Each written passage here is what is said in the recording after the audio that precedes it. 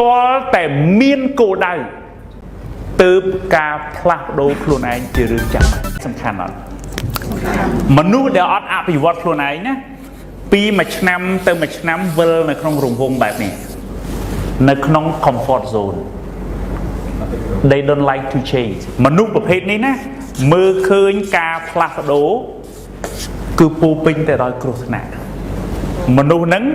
អត់ចង់ផ្លាស់ប្ដូរទេព្រោះគាត់យល់ថាពេលដែលផ្លាស់ប្ដូរមិនដឹងមានរឿងអីកើតឡើងងាកមកអាការងារក្នុងដៃគាត់ធ្វើ2 3ឆ្នាំហើយគាត់ធ្វើដដែលប៉ុន្តែបងប្អូនកុំភ្លេចយើងធ្វើដដែលយូរទៅវាអស់អីថ្មីដែលត្រូវរៀនហើយមែនអត់មនុស្សដែលជោគជ័យគេចូលចិត្ត challenge គេចូលចិត្តជំនះគេចូលចិត្តប្រឈម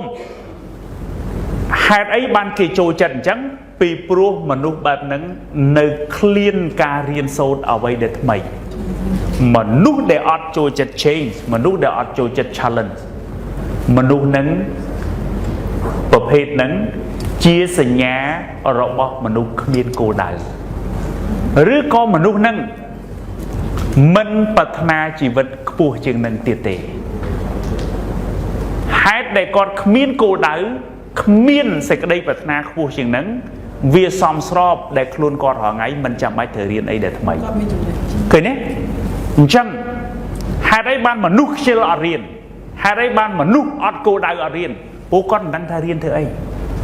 បើបងប្អូនចង់ច្បាស់ហ៊ានគិតអ្វីដែលធំទាល់តែមានគោលដៅទើបការផ្លាស់ប្ដូរខ្លួនឯងជារឿងចាំបាច់ហេតុដែលយើងមិនផ្លាស់ប្ដូរខ្លួនឯងពីព្រោះមិនដឹងផ្លាស់ប្ដូរដើម្បីសម្រេចបានអី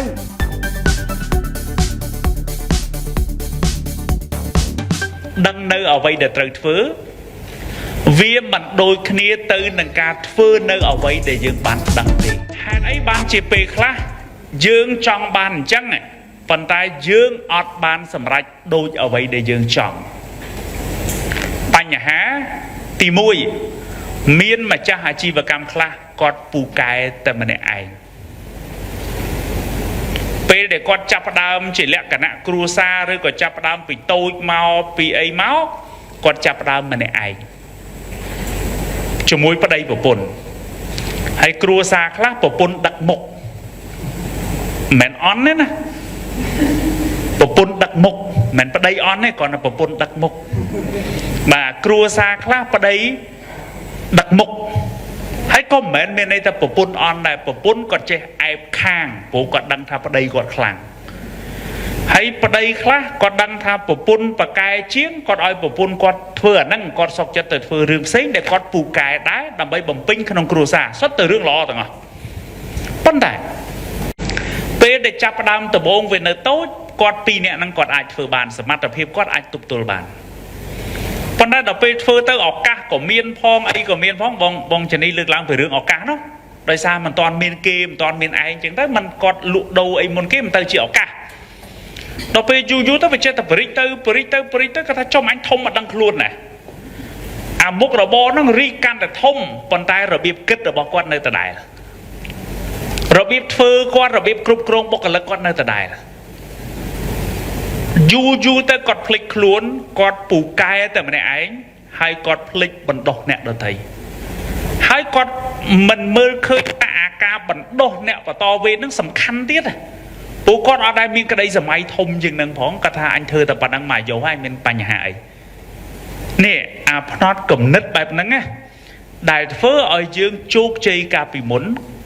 មិនប្រកាសថាពេលដែលស្ថានភាពវាផ្លាស់ប្ដូរគេក៏មកគូប្រកួតប្រជែងក៏កាន់តែខ្លាំងបុគ្គលិកឥឡូវក៏កាន់តែឆ្លាតអាផ្នត់គំនិតដដែលហ្នឹងមិនប្រកាសថាឲ្យយើងជោគជ័យឆ្នាំក្រោយបន្តទៀតទេកន្លែងហ្នឹងហើយគឺជាឱកាសដែលយើងឆាបរណារបស់យើងបងប្អូនរត់ថ្មសំលៀងអញ្ចឹងយើងមកហ្នឹងដូចយើងមកសំលៀងដែរមែនទេបងប្អូនដល់ពេលអញ្ចឹងយើងមើលមក middle management របស់យើងថារកមនុស្សទុកចិត្តដើម្បីឲ្យគាត់ជួយជំនួសដៃជំនួសជើងពាក្យអង់គ្លេសគឺយើងហៅថា middle management គឺមានន័យថាគណៈគ្រប់គ្រងថ្នាក់កណ្ដាល ថ្នាក់កដាលនឹងប្រៀបដូចជាចកេះចឹងបងប្អូនពេលដែលចកេះយើងមិនរឹងមាំវាអត់ភ្ជាប់រវាងក្បាលហើយនឹងជើងទេអត់ភ្ជាប់ទេហើយដល់ពេលគណៈគ្រប់គ្រងយើងថ្នាក់កដាលមិនរឹងមាំមានកម្មករនៅក្រោមតលតែចែនៅបានការងារហ្នឹងវាសកម្មហ្មងវាសកម្មហ្មងដល់ពេលចែអត់នៅម្នាក់ដែលចែឲ្យមើលការជំនួសហ្នឹងគេមិនស្ដាប់គាត់ឬក៏ចរិតគាត់ហ្នឹងវាអត់សមនឹងទៅណែនាំគេទៅដឹកនាំគេអញ្ចឹងមានន័យថាពីក្រោមឡើងមកដល់លើហើយបើមានអីពីលើត្រូវទៅដល់ក្រោម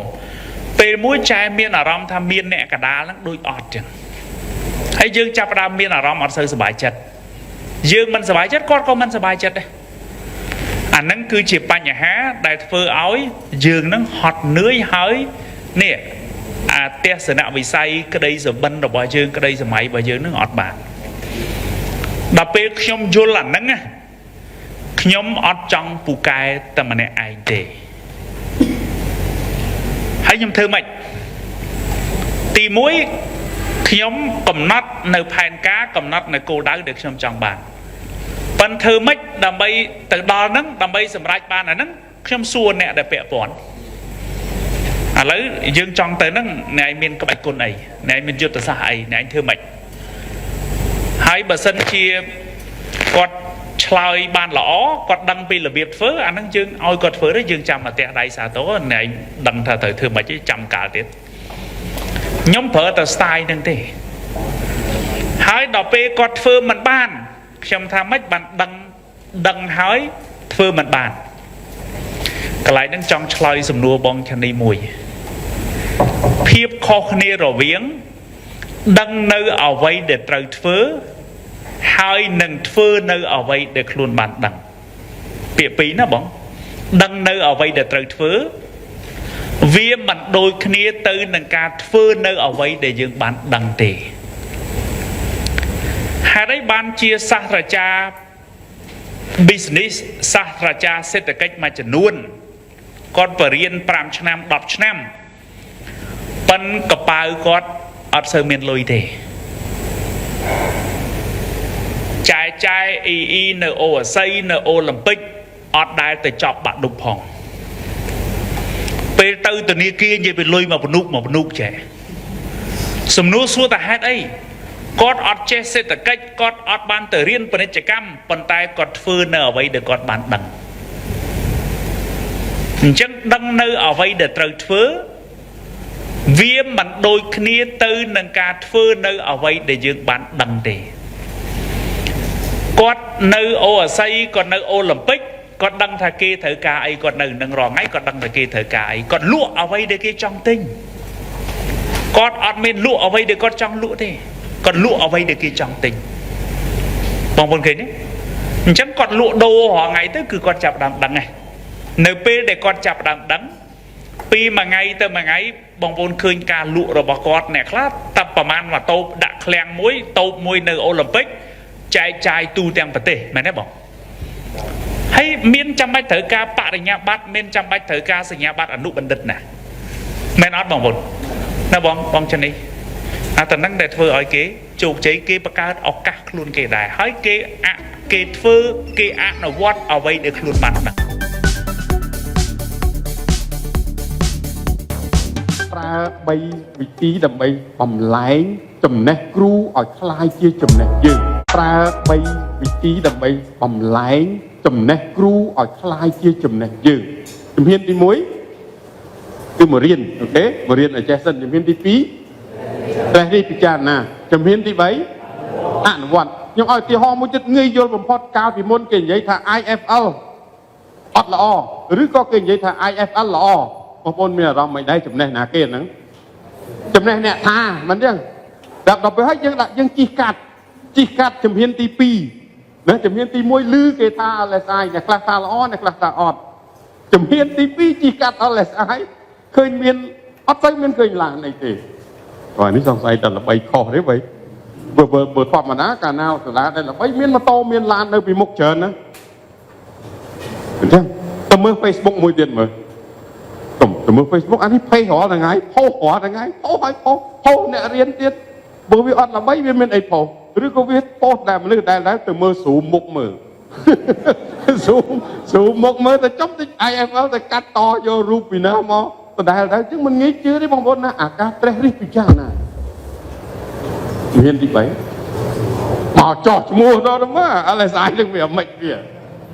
ឡូវវាទៅជាចំណេះបងប្អូននៅចំណេះហើយក៏បីជាពីណាថា LSI on ពីណាថា SI ល្អយើងនៅក្នុងខ្លួនយើងដឹងប៉ុណ្ណាពី1ដល់10យើងឲ្យពិន្ទុតែ